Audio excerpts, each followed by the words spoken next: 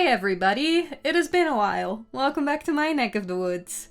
I'm sorry I've been absent for a little bit. I won't go into detail right now as to why. Some good things, some bad things, but I'll address it in the description of this video if you're curious. But right now, I can't wait to get into today's video, so let's get started. This is the first of 3 videos that I've been wanting to release really badly for a while now, because it's the start of a big project that I'm really passionate and really excited about, and I've been a bit scared to make these videos because I wasn't sure that I was ready. I was having a lot of self-doubt when it comes to my art and storytelling abilities mostly, but I just have to take the first step and I'll just improve along the way. I really tend to keep my process to myself, and I'm trying to get better at sharing the journey, not just the end product. And I'm sure that those of you following along will be able to help me improve and help keep me motivated as well. And I'm excited to share this with you. So today, I will be introducing you to the first of 3 main characters of my webcomic that I'm starting, that I have many ideas for, but still no name for yet. So, we have to work on that. In each of these introduction videos, I will be creating a reference sheet of the character and telling you a little bit about them. Here I am working on the base of the reference sheet for each character. The colors of the 3 main characters are green, orange, and purple. And today, I am introducing you to our green character. Now, I will be sharing quite a few things that could be considered spoilers, so I've decided to give a rough description of the character first before jumping into the details, and I'll let you know when and where to skip to if you don't want any spoilers for when I start releasing the comic pages. I do like the idea of sharing as much as possible so that we can get hyped for this together, and I don't want to have to restrict myself so much talking about the story and these characters.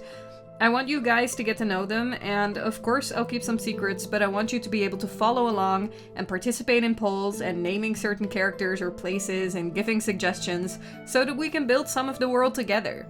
For this base that I'm creating of the reference sheet, I kept it relatively simple. I am going for this kind of magical feel because it's a very magical world. Magic is everywhere, both good and bad. Blessings, protection spells, healing, elixirs and potions, practical, useful magic is seen everywhere. But so are hexes, curses, necromancy, dark magic, and just overall shady business. Of course, there are differences in power and rarity of spells and magical effects. But while not everyone in the world is a magic user themselves, getting your hands on magic, even as a regular person, isn't that difficult. There's a lot of magical job opportunity, and even the non-magical jobs usually have some form of magic to make life easier. I imagine this world to be very vibrant and kind of strange at times. Some inspiration for the world I got from Dungeons & Dragons, of course, meets Alice in Wonderland and the Boiling Isles kind of the Owl House, to give an idea. And this is how the reference sheets came out, or the base for them at least. The green one is the one that we're working on today. The purple is my favorite, it's so pretty. The orange and the blue? But Cryptid, I thought there were only 3 main characters, but there are 4 reference sheets.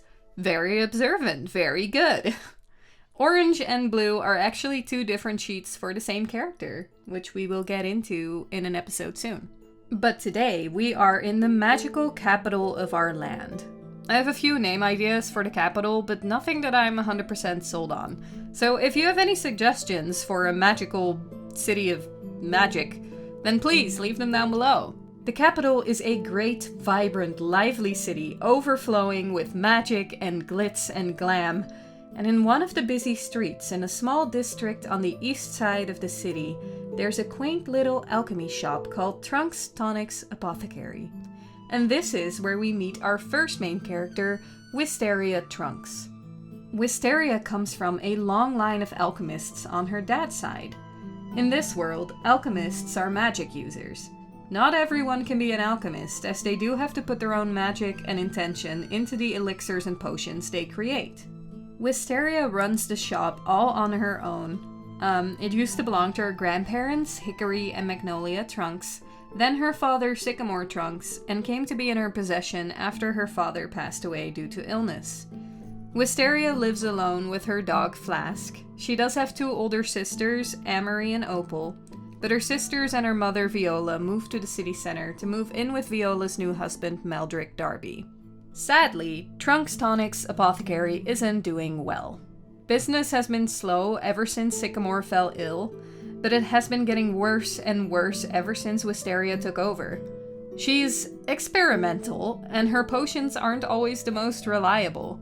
She actually ended up with a permanent rat tail because of a polymorph potion gone wrong, and her violet eyes and green hair are a result of her experiments as well. She's creative but impulsive, and people find her strange and even became a bit scared of her. Rumors have started to spread about Wisteria slipping into madness after her father's passing. People have started to refer to her as Hysteria instead and tend to steer clear of the shop, though some people have actually gone as far as vandalizing the shop because they don't want this crazy alchemist in their community. Whenever Wisteria walks around town, people tend to avoid her or give her pitying looks, while others would be glaring angrily at her from across the street. More than anything, Wisteria wants to restore her reputation, save the shop, and keep the Trunks Alchemist's legacy alive. I've added some info about her to her reference sheet. She is a 27-year-old elven woman. Her pronouns are she, her. She's small, 161 centimeters or 5'3". She's, of course, an alchemist for occupation, and she's a lesbian. She likes women. For the short description, I added, ridiculed, abandoned, and low on funds, Wisteria leaves her home behind to join 2 strangers, our other 2 main characters, in the hopes of finding a cure for a cursed customer. Will she be able to restore her reputation, save the shop, and keep the legacy of the Trunks Alchemists alive? Her main personality traits are creative, optimistic, strange, chaotic, and impulsive. She is very bubbly, unfiltered, and she often loses her train of thought. Her handwriting is messy, and she snorts when she laughs. She has green hair, purple eyes, a medium dark skin tone. Her body type is slender. She is a proud member of the Itty Bitty Titty Committee, and she has no butt either. She has a friendly, youthful, slightly rounded face, with a button nose, big round eyes, and pointed ears. Her little companion Flask is a 6-year-old stray dog that her dad found and brought home. Flask and Wisteria instantly became best friends. Wisteria trained him very well. She even sends him out for little deliveries. He has one of these collars with a barrel on them that he can transport elixirs in. He is a loyal companion, social, energetic, and smart. His breed is a smooth-haired Cromferlander? I don't know how to pronounce that properly, but it's this breed, and it's this dog. He looks like this. For her inventory, Wisteria has a few items on her that are very important to her.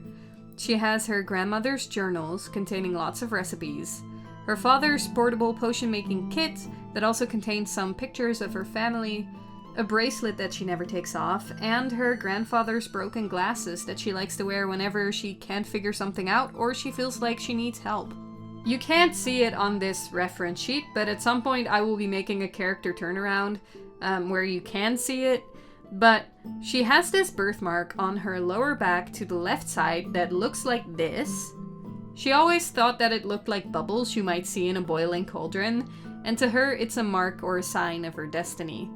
Alright, now for those of you who don't want to hear any more than this, I will put the time you can safely skip to on the screen if you want to avoid any spoilers about her backstory or any other details. I will see you there with the finished artwork. Anyone still here? Hello? Okay, good. I'm so glad you're still here. Alright, let's keep going. So let's get into a little bit more backstory on why her mother and sisters ended up moving away from her. Her mother, Viola, has always been and still is very concerned with social status. She is always thinking about what people might think and how they might view her and her family as well.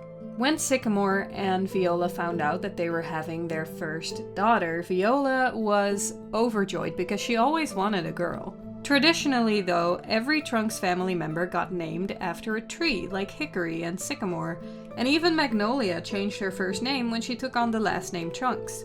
Her old name was Mallory. Viola's maiden name is Finch, and she reluctantly changed it to Trunks. She hates the name, but when it came to their children, Viola refused to name her daughter after a tree as she thought it was a ridiculous tradition. She is very headstrong, and Sycamore was very easygoing, so Viola got to pick the little girl's name. Amory was born, and she was the spitting image of her mom, and very similar in personality as well. She's very feminine, pretty, and delicate, but also sharp and has a tendency to be arrogant and cruel. Their second daughter, Opal, was also named by Viola. Opal was timid, the shy and quiet type. She usually shadowed her big sister, following her around and following orders. Opal was not malicious. She had the ability to be kind, but she had trouble thinking for herself. And she was easily manipulated and pressured by her sister and her mother. From a young age, Wisteria was different from her sisters. She loved being in the shop, making potions with her grandparents and her father, and she had inherited the magic that it took to be able to become a real alchemist, unlike her sisters, who didn't have any magic. She loved being outside, getting dirty, running around, catching bugs with Isla, her childhood best friend from school, and her mother tried to put her in fancy dresses and put her hair up beautifully like she did with Amory and Opal as well, but her hard work always ended up completely ruined. Wisteria wasn't ladylike. She couldn't sit still, and she couldn't care less about what other people thought of her. Viola was convinced Sycamore naming her after the weird side of the family had put a curse on their daughter. Viola and Sycamore ended up having a lot of fights over Wisteria. Amory started picking on her youngest sister a lot, and Wisteria in turn tried to get under her skin whenever she had the chance. And Opal, she was just stuck in the middle. When they were alone, Opal and Wisteria actually got along quite well.